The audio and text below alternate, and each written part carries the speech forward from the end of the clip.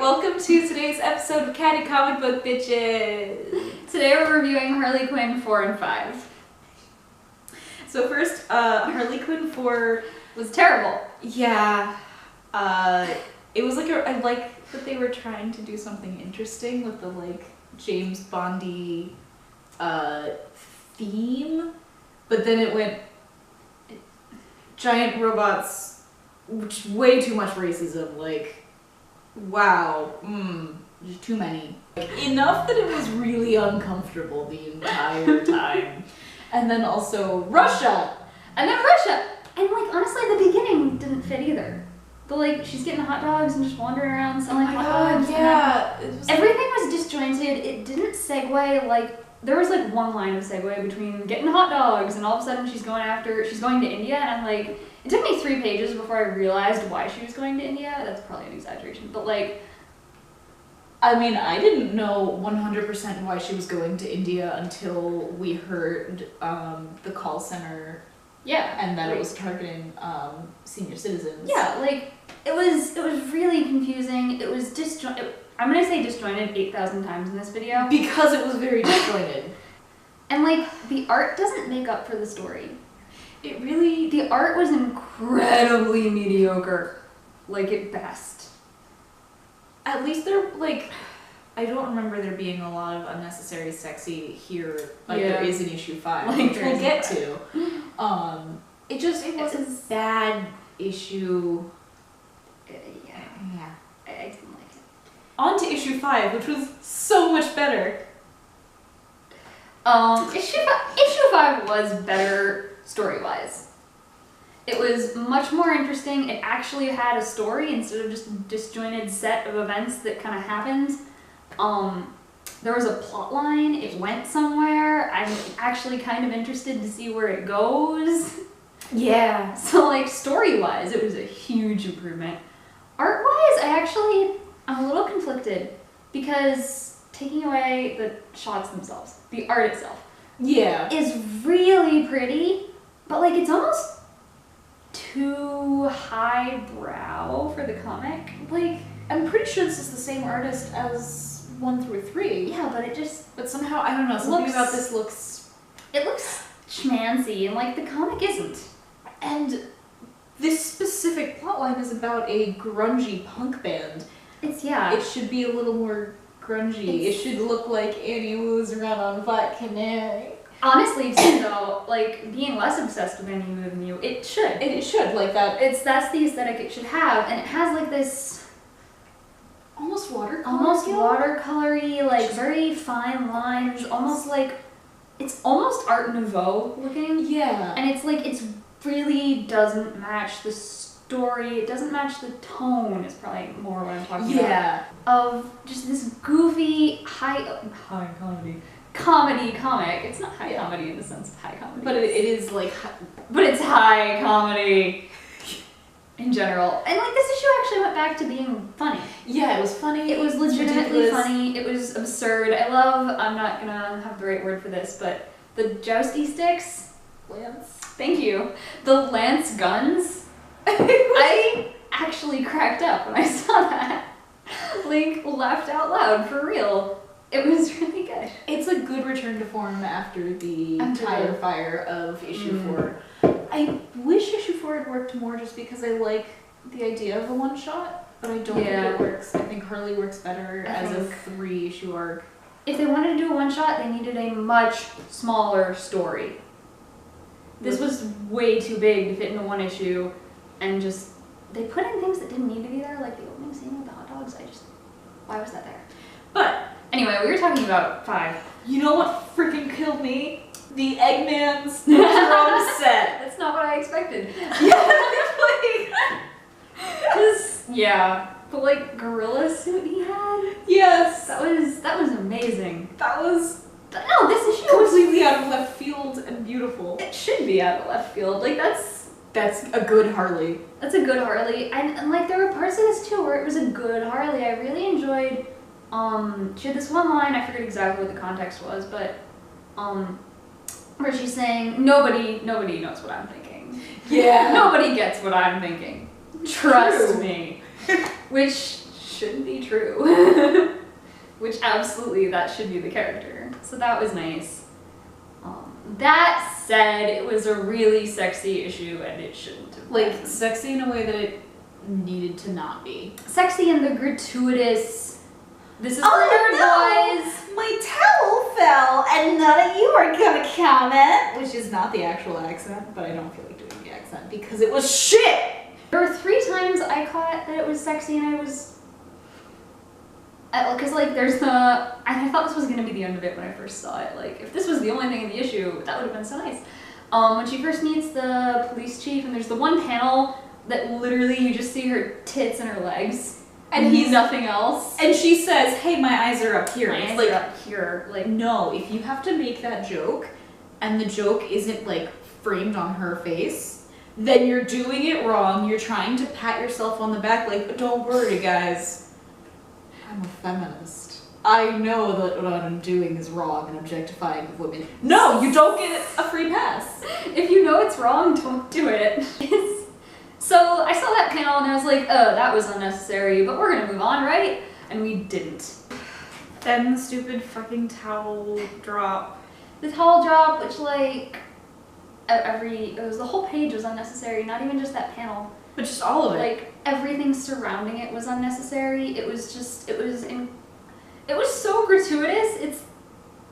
I don't have words for it. What baffles me is that we praised the shower scene 2 issues ago. Yeah, that was really well done, and then they didn't realize. Went directly to, actually, even before the towel scene, there was the scene where there was a good joke done too sexy, which is weird because it was a poop joke.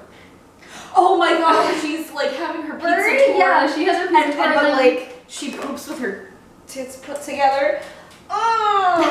No! I don't need to know about your scat fetish. I don't know whose scat fetish I need to know about, but like... I think it's a lot of people, like the writer, the artist, the editor, at least. To the colorist, I'm very sorry. Because you had to be complicit. People. No, that was so unnecessary. And then she's like lounging in her bed in her undies, which is like, you can put Harley in her undies, because yeah, fine. But like, just, I don't know, the poses are sexy. And then the thing with the lady villain that Red Tool was going after. Oh my god. You know what's not a great thing for a, like, ridiculous slapsticky comedy? Sex fucking rape. Hate to tell you, actual sex slavery, not cool. I mean, we could have gone in a funny direction with that too. Like, it could have been... I was almost on the fence about it just because, like, it only started and it was the reason to kill her. Is that why Red Tool was killing her? I thought it was just a... No, it was, narratively, the reason that we're okay with him killing her. Oh, it was because she's... Not his contract. In text, but narratively. So, like, story-wise, it was like, okay, this is really, you could have done this better, but, like, I get where you were coming from. But then, just visually, the way they did it was exploitative? Whatever. It was exploitative. It was exploiting, and just creepy. You could have made it really clear this was non-consensual much more quickly and without making it so gratuitous. Just like, she could have just had regular slaves. Like, yeah. Like, we could have had all that dialogue with none of the, now I'm going to have sex with you. Like, sex at you, on you. I mean, you even could have kept the rape element and still had it be, like, not as, I don't want to say sexualized because it's inherently sexual, but you know what I mean? Like, not rape as... is about power, not about, yes, like, exactly. looking hot, and this could have... It could have been not sexy. This was, like... I kept waiting for the turnaround because it was so sexy. I was waiting for it to be like, no, actually, it's just consensual roleplay. No, actually, it wasn't. No. It wasn't. But it was presented in a way that... It was... like... And then the fight scene was even more awkward. Like, he cuts her top off and we have to deal with that. Oh my god! I blocked that out. It was... concept didn't inherently bother me, because like you could write her as a rapist and have it be okay. It could be interesting. It's, you know, you don't see very many female rapists in the media, so it could have been like a freaking gender stereotype. But no, that's representation. But no, not representation, but like representation for male victims. Yeah, not female rapists. Yeah. I hate talking about this. But you could have had it set up that way. It could have been, textually it was a really good reason to be okay with her getting stabbed with shears. Yeah. Like, but they just handled it badly. They made it sexy instead of horrifying. And then this fight scene was just creepy. And just, it was a nightmare. You know what was good about that scene? The duck. The duck was good. And the duck-shaped speech bubble for the quack noise. And then everything about that actually opening scene. He has the little duck noise to distract the guy, and it has a yellow duck-shaped speech bubble. And then the guy's like, "Are ducks in the ocean?" Which was funny. And then that's the point. That's the point. And then he kills the guy, and he's like, "Haha, ducks are sometimes in the ocean." And he realizes the guy's dead, and he's like, "No, he's screwed. Skewered. Screwed." Screwed. That's Harley Quinn humor that we should have. That's what I want from this book, is just constant screwed jokes.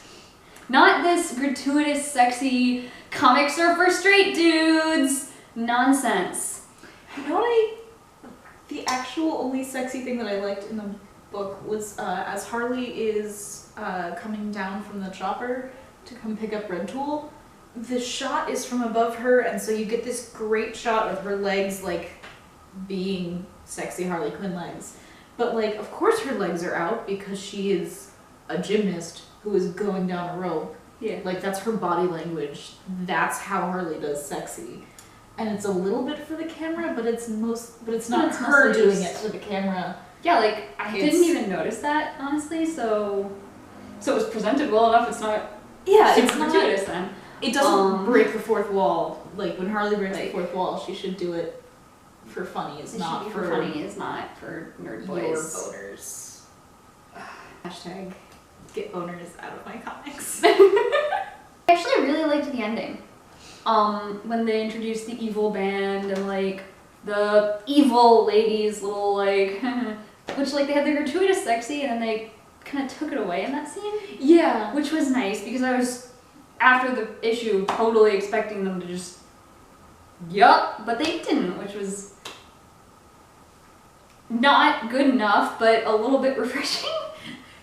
But I like the lady villain so far. I liked her character setup, and I really liked the necklace thing. Like, I'm curious about that. I'm curious about it as well because it's something that Harley cares about. Why does she still care about?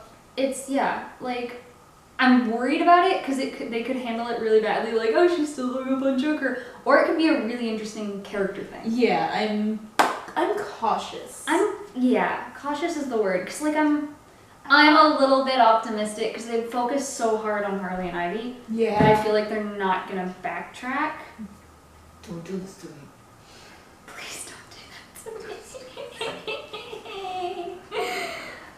me.